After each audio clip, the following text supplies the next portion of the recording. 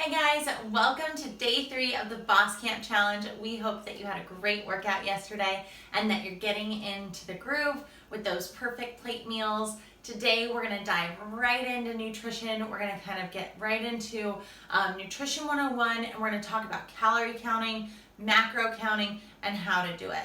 This is a really important thing because the whole point of the BossCamp challenge is not to restrict you, not to get really obsessed with numbers, but we really want to educate you on different dieting approaches and why certain things work. And the reason that all the popular diets out there, whether it's vegan, keto, paleo, prepping for a fitness competition, the only reason those work is because of all of these aspects. So today we're going to talk about how to find your ideal calories, when it's important for you to count them, and also how to find your macros, just because I know people are really curious about that. We want to make sure that you have all of the tools you need if you want to go down this route, okay?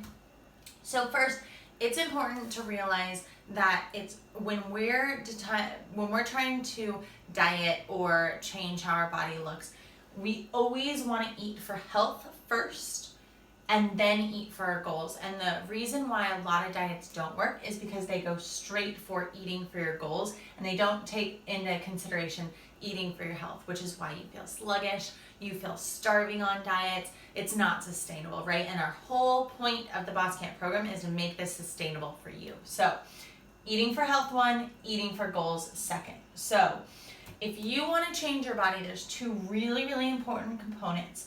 Number 1, you want to eat foods with a high nutrient density and low calorie content, okay? This is traditionally when we eat for health and we're eating really good whole foods. This comes naturally, right? That's why with the Perfect Plate, we really encourage you eat real food, right? When we get into processed food, that's where our nutrient content goes down, which means your cravings go up, you're not as satisfied for as long, and those calories shoot up, okay? So that's number 1.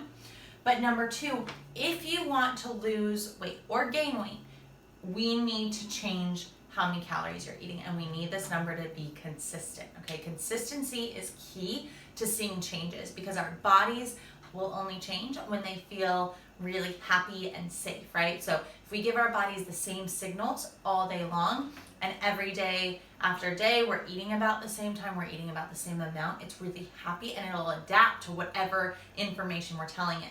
When some days we eat a lot, some days we don't eat enough, then our bodies are like, I don't know what you want me to do. Do you want me to lose weight? Do you want me to gain weight? So that's when it just stays the same. So consistency, being within a calorie deficit if your goal is to lose weight, or a surplus if your goal is to gain weight or to gain muscle. If you want to change your body, it's really important to know how many calories you need to eat to get to your goal, right? So first things first, we need to figure out what are our maintenance calories. How many calories do we need to eat every day to maintain our current physique? So the way we do it's the simplest way, and it's really, really effective for all my clients. We're going to take your body weight and we're going to multiply it times 14 to 16. And so this number 14 to 16, that's your daily activity level, okay? So if your activity is really low, if you have a desk job, if you are pretty sedentary during the day, if you work from a computer, unless you're an active job, you work in sales and you're on the floor, you're on your feet a lot, this is going to be the majority of people's numbers. 16, these are people that are servers, they're on their feet all day, actively moving, construction workers, if you're really active for your profession, you're going to be higher here. Even for me as a trainer, I work out once a day for sure. I'm on my feet training, but I'm not really active. And on days I don't have a lot of clients, I'm usually doing computer work. So I would put myself at about 14.5, okay? So you want to be really honest about this, and you can always change these numbers, right? So we'll just say her name's Susan, right? And Susan's goal is to lose weight. So Susan weighs 150 pounds. So we're going to multiply that. She works a desk job. She works out. Sometimes she's a little bit more active. So we're going to say 14.5%. Okay, so Susan is 150 pounds. And she's kind of active. So we're going to 14.5 on that activity scale, and that's going to give us 2,175 calories per day to maintain her physique, okay? So if she is just maintaining, that's about where she's going to be. Well, what if she wants to gain or lose weight? Well, that's when we are going to add or subtract calories. I find that for most clients, a scale between a 300 to 500 calorie surplus or deficit is a really good sustainable place where you don't feel super hungry, your cravings aren't super high, and it's sustainable, okay? So we are gonna say she wants to lose weight, and so I'm gonna give her a 400 calorie deficit every day. So we're gonna take this number minus 400 calories, so we're gonna get, oh, my pen is not working, 1775 calories, okay? So that's with Susan. She works out a couple times a week. That's how many calories she's gonna eat if her goal is to lose weight. If you wanna gain weight, remember, just do the opposite, add or subtract 300 to 500 calories.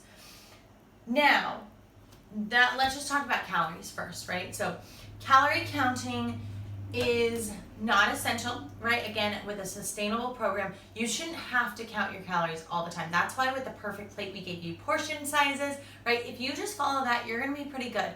But I know some of you really wanna get into those numbers. And if you feel like if you're starting a goal or you're pretty aggressive, it's really, really important that you have the information you need to change, right? So I always recommend download MyFitnessPal, log your calories for a couple days so you can see what you're already consuming. If you have a smartwatch or a watch that tracks how many calories you burn a day, great, even better, right? Then you know, I'm consuming this much, I'm burning this much, I should be losing weight, or vice versa. Because a lot of times we're either over consuming or we're less active than we think we are, and that's why the scale hasn't changed for us. So, really important. So if Susan is gonna start her weight loss journey, right, I would say, Susan, you know what, let's log your food every day for a week or so, just to get comfortable with what that 1,700 calories is gonna feel like, okay? So, 1,700 calories. Now, I know some of you hear about macros a lot. How much protein, how much carbs, how much fat? And I'll show you what I do for my clients. Macros are a scale, right? Everyone's a little bit different and does better with different macronutrients. But this is, if you want to just lose weight or you just want to gain some muscle, this is all you have to worry about. If you want to get into it, we'll get into the macros next. So first things first, we're going to start with your protein. How much protein do you need, right? So of these 1,775 calories, how many calories of those need to be coming from protein? So again, we have a sliding scale with your protein intake. If you have very little muscle mass, if you're not really working out, or if you're new to working out, you need less protein per day. If you're a professional athlete, you're competing, you're really lean, you need more protein per day, okay? So more body fat, less muscle mass, you're gonna be on the lower end of the spectrum.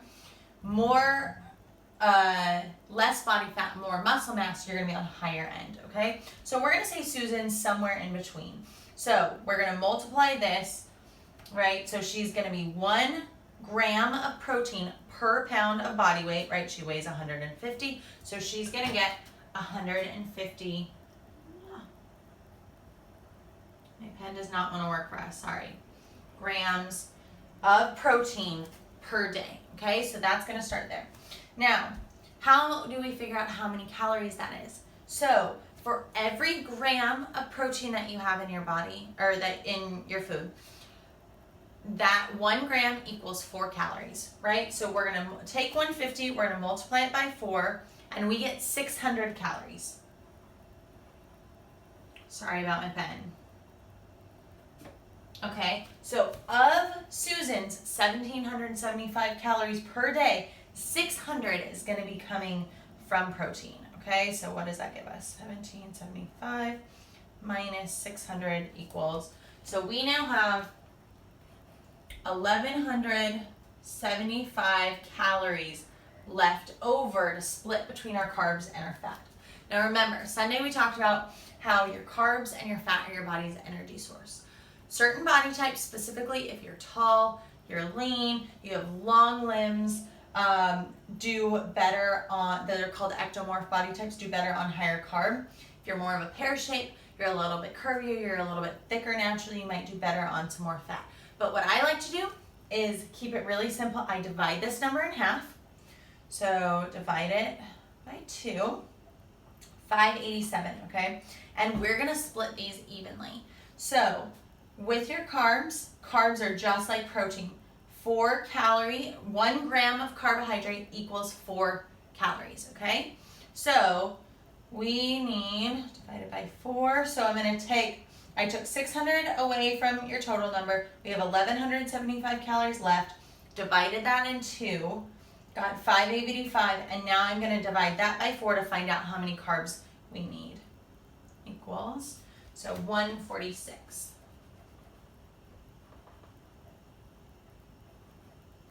146 grams per day carbohydrate, okay? So we're gonna do the same thing, 1175 divided by 2, and then with fat, fat's the different one. So 1 gram of fat equals 9 calories, which is why fat is so nutrient dense, right? So we're gonna divide that 587 by 9. So we get 65 grams of fat per day, okay? So Susan, she's 150 pounds, okay? She's moderately active but has a desk job, so her maintenance calories are 2175. Her goal is to lose weight, so we subtracted 400 calories. That's gonna give us 1775. And now we're down here. We're gonna do 1 gram of protein per pound of body weight, which is what I usually start people with. So she knows 150 grams of these calories is coming from protein, okay? Then we just divided what was left over by carbs and fat. Remember, these are our body's energy sources. Some people run better on carbs, some people run better on fat. So these numbers can totally modify, right? So the biggest thing is that after she gets her protein in, she has 1,175 calories to divide between those carbs and that fat. So if you're more of a carby person, you may want that to be a little higher. If you crave fats a little bit more, feel like you run better if you're doing a keto or paleo diet, that's where that's gonna come into play. So these are, you can kind of mess with, that's where we get wiggle room. But this is gonna be the main thing to get to your goals, okay?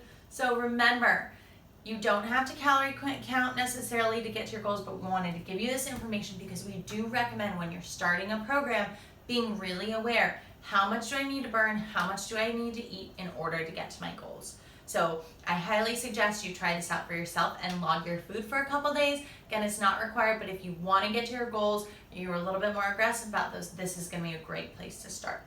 If you have any questions or you need help figuring out your macros, again, reach out to us on the Facebook group, or you can email me, steph@bossfitnessca.com, okay? So reach out if you have questions, but remember the number one thing, consistency, right? Those perfect plate meals are all the same size, so you're getting the same calories, so your body's getting the same message, so it knows what to do to get to your goal, okay? Have a great Wednesday. We'll see you tomorrow.